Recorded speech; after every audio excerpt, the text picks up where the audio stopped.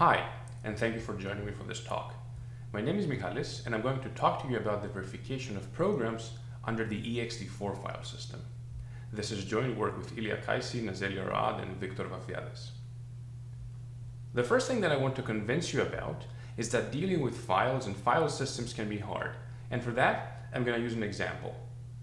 Suppose that I want to write a text editor like Emacs or Vim, and that I am designing the save procedure of that editor. Now, one way that save procedure might look like is this.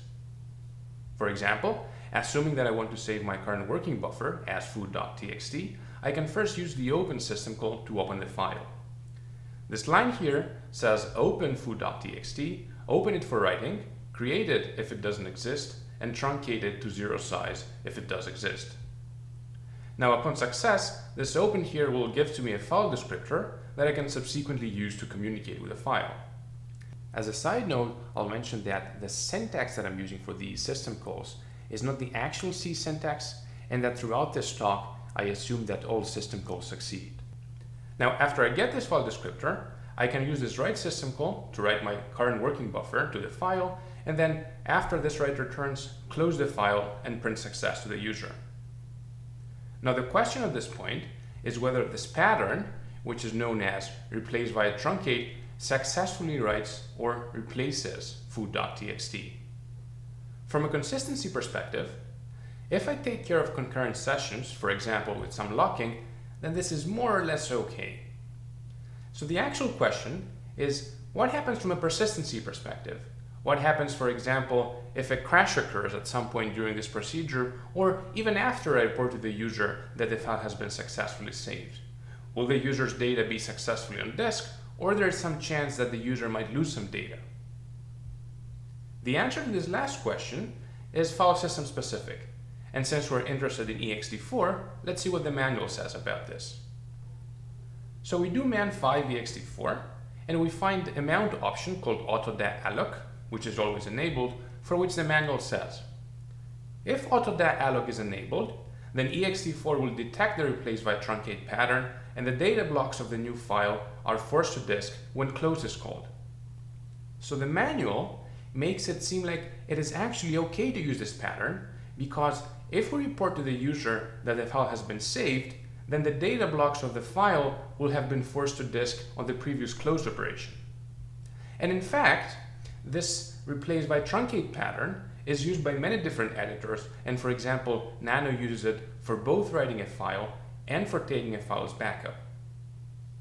However, as I'm going to show you, using this pattern is actually unsafe, and let's see an example of that. So here on the left-hand side, I have a VM, and in this VM I have a big file that's 128 megabytes, as well as a backup for the same file. Let me also dump the contents of these two files real quick. And as you can see, both the file and its backup are just a bunch of zeros. On the right-hand side, I have my host machine that's running a script, and the first thing that script does is that it connects to the VM, and then it performs some syncs, that is, some synchronization operations to make sure that both the file and the backup are safely stored on the VM's disk. Then it will try to edit this big file .txt using Nano, and the script also creates some noise, but I'm going to come back to that at the end of the talk. So now this is Nano, and Nano is reading the whole file into the buffer, and as you can see, Nano says that it read one line, which makes sense because the file is just a bunch of zeros. Now I'm free to edit the file, and suppose that I just want to replace one of these zeros with a character 1, so I do that, and then I'm free to edit the file further, but suppose that I'm happy with my changes and I just want to exit. I press exit, Nano asks if I want to save the buffer, I say yes, and then it also informed me that it's going to take a backup and I'm going to overwrite the same file. And now notice what happens.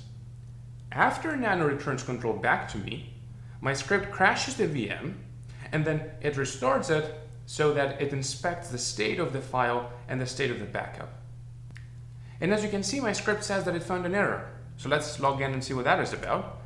We log into the VM, we navigate to the appropriate directory, and then by doing an ls, we see that both the file and its backup have lost a significant portion of their tail. And if I dump the contents of the file, we see that my changes are indeed there, but the file has lost a significant portion of its tail, and the backup is just a bunch of zeros as expected, but again, I've lost a significant portion of the file's tail. So coming back to this replace by truncate pattern, it is obviously unsafe to use, as upon a crash, both the edited file and its backup might be empty. And note also two things here. First, the crash occurred after the editor had returned control back to me, so even after this whole replace by truncate pattern was complete. And second, before this editing procedure started, I had a perfectly fine backup, which got destroyed precisely because the editor is using the same pattern for both editing the file and for taking the file's backup. Now, of course, the point here is not to bash the editor, but rather the point is to underline the need for formal semantics as well as for effective model checking algorithms that can help us reason about our programs. Now, getting these two things is not easy, as there are quite a few challenges involved. And take formal semantics, for instance. The operations that Ext4 supports are determined by POSIX, but POSIX is written in prose, which means that it is often unclear and ambiguous. In addition, Ext4 is not even fully POSIX compliant, and while many deviations from the standard are documented in the man pages, as we saw before, the man pages themselves are not very helpful in determining what the outcomes of a particular program are going to be. And finally, if we were to get formal semantics for Ext4, we would also like these semantics to incorporate the weak consistency model of the CPU or the operating system so that we can reason about the interaction between consistency and persistency. And on top of all these, if we are to get an effective model checking algorithm for Ext4, we also have to deal with the state space explosion problem that is exacerbated by the fact that we have to track both consistent and persistent states. Now, the goal of my talk is to convince you that surmounting all these challenges is possible and that we've done so with PerSeVerE. PerSeVerE is a framework for verifying programs under Ext4 that incorporates both the persistency semantics of the file system as well as the C consistency semantics of the operating system. Our model is based on the actual implementation of Ext4 in the Linux kernel as well as on our own stress tests, and PerSeVerE also comes with an effective model checking algorithm that can be used to verify C or C++ programs that use the file system. And in fact, we've used PerSeVerE and we found bugs in commonly used text editors like Emacs, Vim, and Nano, both using stress testing and using our tool where that was applicable. In the rest of this talk, I'm not going to talk about our model checking algorithm. This is in the paper, and I encourage you to read the paper if you're interested in that. And instead, I'm going to try and informally describe the semantics of the Ext4 and also report some results that we got. So let's get started. Before describing the actual semantics, I have to briefly describe how file system operations work in Linux. And we already saw an example of that. For example, we can open a file using this open system call. The second argument to this call, so this O_append here, says how we're going to open the file. In this case, this O_append says open the file for appending data to it. Upon success, open will return a file descriptor, which is merely an index in a process local table that's called file descriptor table.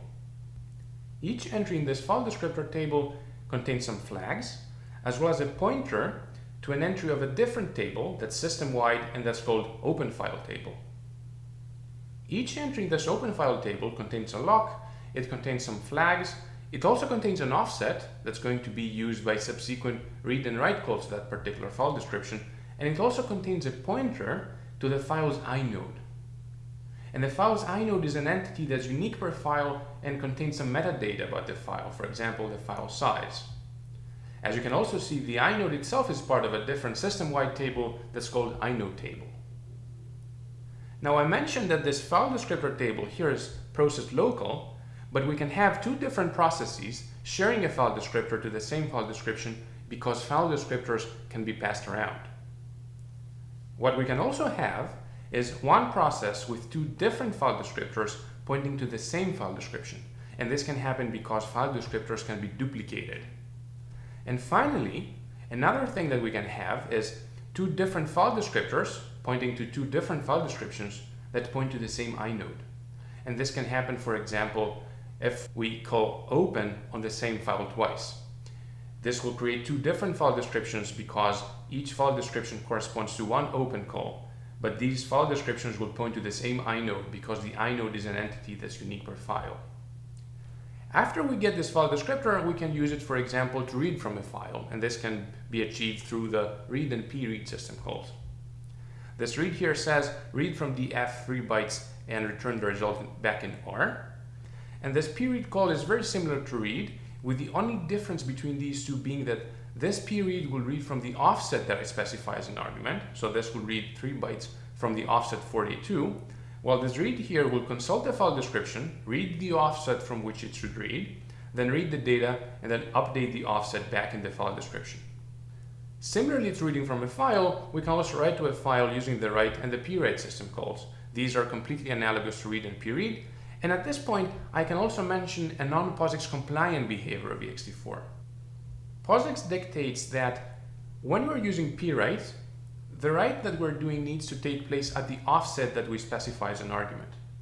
However, what happens in Ext4 is that if a file has been opened with O_append, then prewrite is going to completely ignore the offset that I provide as an argument, and it is simply going to append to the file contrary to what POSIX dictates. This is just one example of non-POSIX compliant behaviors of Ext4. I'm mentioning it here because I'm going to come back to that a bit later in the talk, but we have more examples of non-POSIX compliant behaviors in the paper. After we're done reading and writing to a file, we can close a file with this close system call. This will simply delete an entry from the file descriptor table and also the file description if there is no one else pointing to it. And finally, there are some other operations that I'm not going to talk about in detail. There's what we call directory operations like create, link, unlink, and rename. And there's synchronization operations like fsync and sync that can be used to flush the data of a file to disk. I'm not going to describe in detail what these do in this talk, but we have more details in the paper. What's important to remember from this slide is that both the file description and an inode have a lock of their own. And the lock of the file description is acquired by read and write calls only to this particular file description, but not by preread and prewrite. While the lock of the inode is acquired by write and prewrite calls to this particular file. I'm going to come back to that when I describe the consistency semantics of the file system, but this is just a heads up. So now we've seen how these file system operations work in Linux, but this is only a part of the picture. And in fact, there are quite a few layers that get involved from the point we make a system call until the time data reaches disk. I also have to briefly describe these layers before talking about the actual semantics. So the first two layers that get involved are the virtual file system, or VFS, and the page cache. The virtual file system is simply a common API for different file systems and contains some common function implementations, while the page cache is a cache that caches data from disk to memory. In particular, one page of the page cache contains a continuous part of the file that may not be continuous on disk, as you can see here. What the existence of the page cache implies is that if, for example, I want to read some data, and the data that I want to read is already in the page cache, then I can simply read the respective data from the page cache and not invoke file system specific code or talk to the disk at all. What the existence of the page cache also implies is that if I want to write some data to a file, I can simply write the data to the page cache and then immediately return. And I can actually do that because this cache is a write-back cache. So the data that I'm writing is going to be written back to the disk at some point in the future asynchronously. Now, when I do need to talk with the disk, I have to invoke file system specific code. And the file system is using its own conventions to communicate with the disk. And for instance, one page in the page cache is composed of a number of blocks. A block is a logical unit that the file system uses to communicate with the disk, and a block is composed of a number of sectors, and these sectors are a property that the hardware provides. Typically, these sectors are 512 bytes, while a block is 4 kilobytes. So now we saw all these different layers that get involved until data reaches disk, and we also saw all these units that get involved in this procedure. And as you may imagine, this leftmost part here is mostly responsible for the consistency semantics of the file system, while this rightmost part here is mostly responsible for the persistency semantics of the file system. And now we can actually see the semantics and let's start with the consistency semantics. Let's first see what happens if we have concurrent writes to the same file. In this example, df points to a file that contains a string foo, and we have two threads that are concurrently trying to override foo with bar and cooks respectively. After these two threads terminate, this period call is simply trying to inspect the state of the file. In this example, this period can only read bar or cooks, and this is because these two PWrite calls are going to compete for the lock of the inode, so they are atomic in order as far as consistency is concerned. Now, of course, the next question at this point is, what happens if we have concurrent reads and writes? And for that, we're going to see two separate cases, with the first case being reads with regards to concurrent overrides, that is, writes that do not change the size of the file. In this example, df is pointing to a file that contains a string foobar, while the initial offset in the file description is 0. The first thread is simply writing bar to df, while the second thread is simply trying to read 3 bytes from df. The possible outcomes for this read are foo and bar, and this is because these two calls here are going to compete for the lock of the file description. So if this read goes first, it will simply read foo, it will set the offset to 3, and then the write will go and replace bar with bar. If the write acquires the lock first, it will simply replace foo with bar, it will set the offset to 3, and then this read will read bar. So these are going to be atomic and ordered with respect to each other. But this is because these are on the same file description. In fact, if I change this read call to pread, I also change the contents of the file to be foo, then this read here can also read far and fow apart from foo and bar, because this pread is going to acquire no lock. So in general, when it comes to reads with regards to concurrent overrides, these are non-atomic, they only offer byte level atomicity, and unordered since they acquire no locks. If we have concurrent reads and appends on the other hand, we get slightly stronger semantics. In this example, df is pointing to a file that contains a string foo, and let's assume that the file has been opened with o_append and that the page size is 3 bytes. I'm going to explain why this is important in a second. The first thread here is trying to append bar cooks to df, and the second thread is simply trying to read 42 bytes, that is, it's simply trying to inspect the whole file starting from the offset 0. Now, to see what this period can read, we need to understand when this writer here is going to make the size changes to the file available to concurrent readers. It is natural to expect that this read can read foo and foobar cooks, but the question is if it can read something in between these two. The answer is yes, it can also read foobar, and this is because writers make the changes to the size of the file available to concurrent readers every time they write a whole page. And since the page size is 3 bytes here, when this writer writes bar, it will make the new size of the file as well as the changes to the file available to concurrent readers, and thus this reader is going to be able to also read foobar.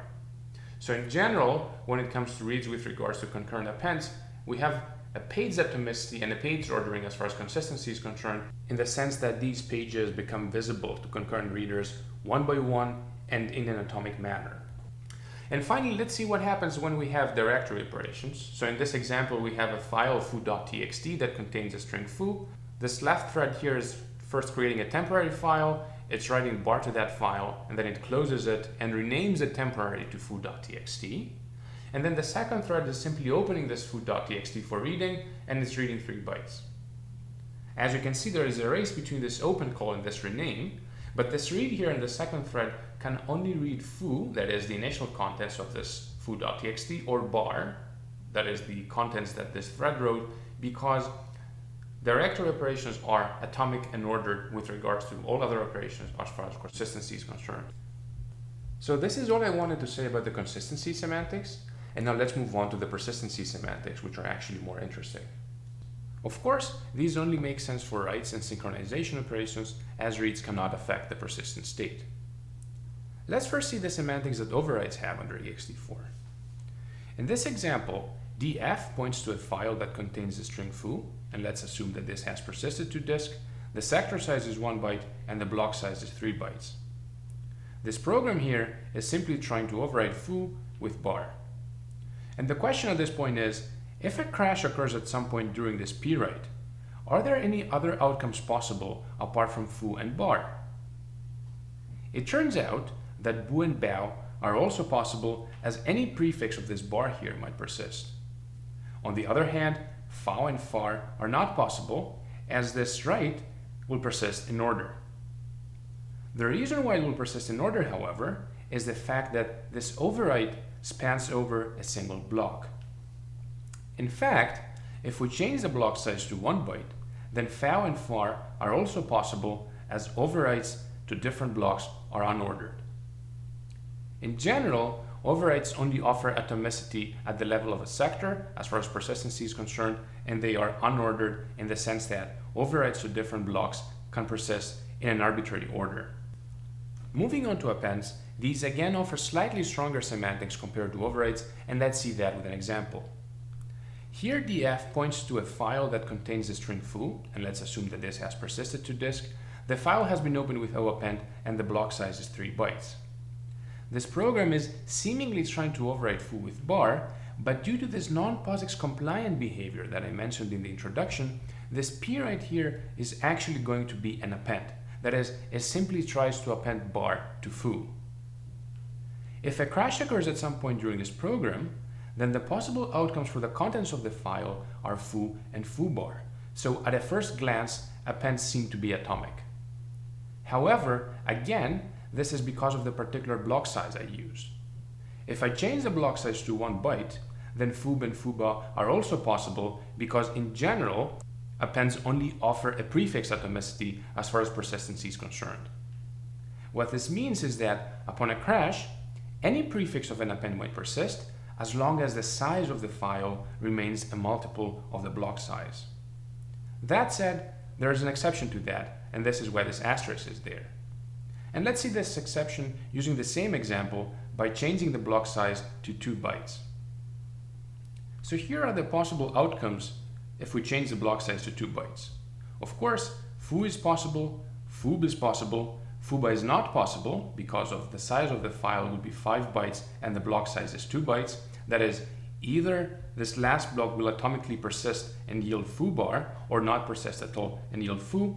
And of course, as I already said, foo bar is also possible. However, note this outcome here. Foo0 is also possible, even though the data that I appended doesn't contain any zeros. This is due to an optimization that Ext4's allocation scheme employs, and although I will not have time to explain how and why this happens, I'm going to try and explain when this happens. So let's assume that I have a file that occupies all blocks on disk, with the last block being allocated but not completely filled, and that I'm trying to append some data to that file. In such cases, upon a crash, it is possible to see the size of the file having increased to the end of the last block, which was already allocated, but with zeros at the end instead of the data that we are appending. Unfortunately, I will not have time to explain why this happens, but if you're interested in that, you can find a more detailed explanation in our paper. Moving back to the persistency semantics of appends, let's now examine what ordering guarantees appends provide. And in this example, DA and DB are pointing to 2 different files which are empty on disk, and this program is simply appending some data to both files. Upon a crash, it is possible to see only the second append and not the first one, as appends are only ordered when they take place to the same file. If we actually want to enforce ordering between appends to different files, then we actually have to use synchronization operations like fsync and sync, which brings us to the semantics of these operations. More specifically, in this same example, if we use fsync after this first append, then the outcome that I was describing before becomes impossible. Since this fsync here is a synchronous operation, after fsync returns, it is certain that the append to the first file has persisted, and it is thus impossible to see the append to the second file without seeing the append to the first file. In general, such synchronization operations are not atomic in the sense that they are synchronous and a crash would interrupt them, but they are ordered with regards to all subsequent operations. So this is all I'm going to say about the persistency semantics. Now a few words about our model. We have an axiomatic model that's in the style of RC11, and our model assumes that the consistency model of the operating system contains a happens before relation, or HB, that's used both for the consistency and the persistency semantics. The novel component of our model is the relation called PB that stands for persist before and that denotes the order in which different disk accesses persist.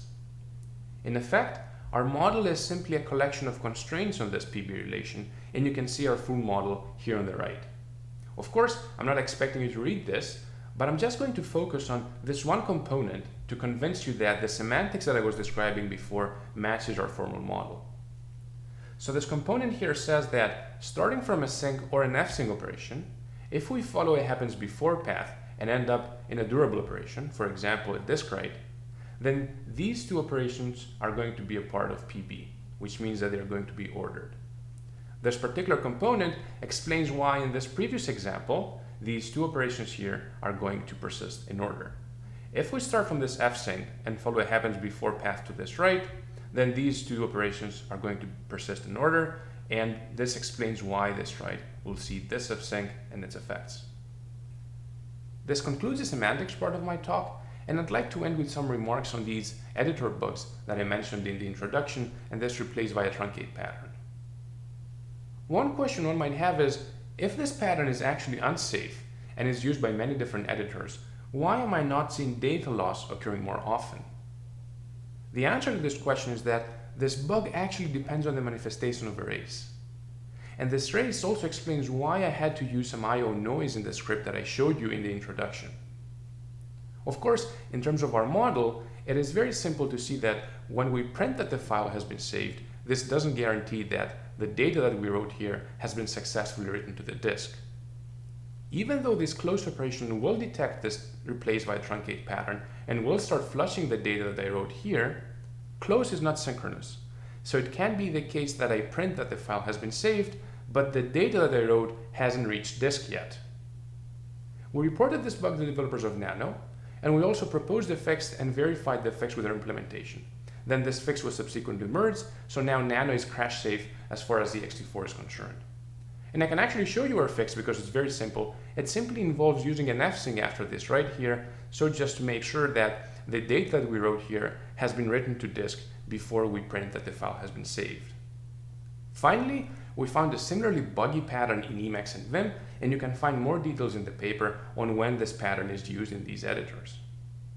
In conclusion, I've presented PerSeVerE, a framework for verifying programs under Ext4 that incorporates both the consistency and the persistency semantics of the file system.